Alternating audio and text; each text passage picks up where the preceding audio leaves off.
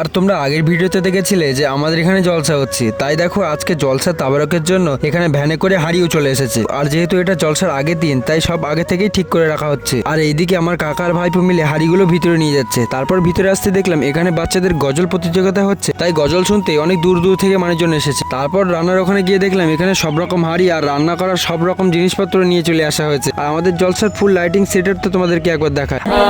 عروسة النور تاج البدر يبرزها نجما يشع بها أنوار وأنوار بتتويج وإبهار كل القلوب تناهت في السنة فرحا بالحسن يبرق في حسن وإصرار كل القلوب تناهت في আর জলসার ফুল লাইটিংটা কেমন হয়েছে তোমরা অবশ্যই কমেন্টে বলে যাও কিন্তু। তারপর রাত হয়ে যায়, আমাদের জলসা কমিটি থেকে একটা ছোট্ট মিটিং ডাকা হয়েছিল, তাই আমরা সবাই মিটিং এ হাজির হয়ে গেলাম। মিটিং এসে এখানে সবাইকে নিজে নিজে দায়িত্ব বুঝিয়ে দেওয়া হলো।